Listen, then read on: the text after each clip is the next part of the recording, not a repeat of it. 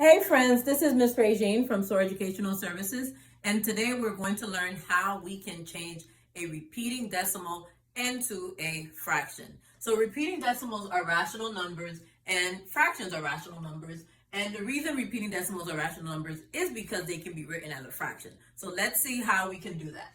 So if I have this, the strategy that we're going to use is we're going to label this our x. X equals 0.53, and that the mark on top tells me that it is repeating.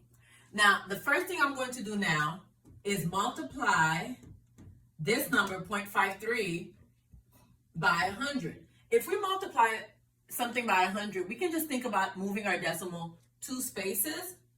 So we have 53, but remember we had some repeating decimals going on here. So we can just write, as many 3s as we can fit, but we know that this is repeating. So what I'm trying to do is trying to get rid of this repeating decimal pattern to try to simplify my number.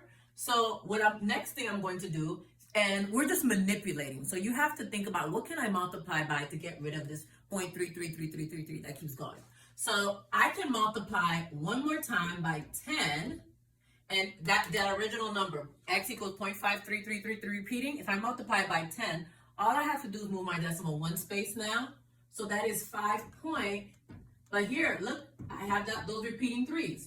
So if we have infinite number of 3s minus infinite number of 3, we're going to get a 0. So all my 3s are gone. And then 53 minus 5 is 48. So we just have 48. And then we subtract on this side too. 100 minus 10 is 90.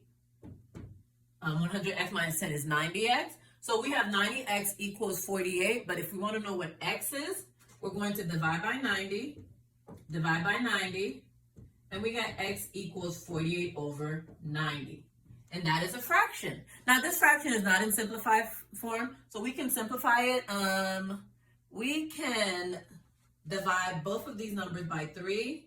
48 divided by 3 is 16.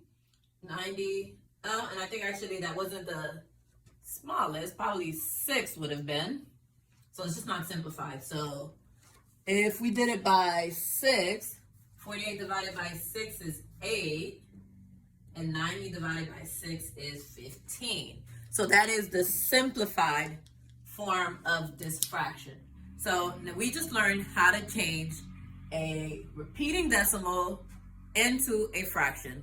Hope this was helpful. See you next time. Bye. Remember to like and subscribe.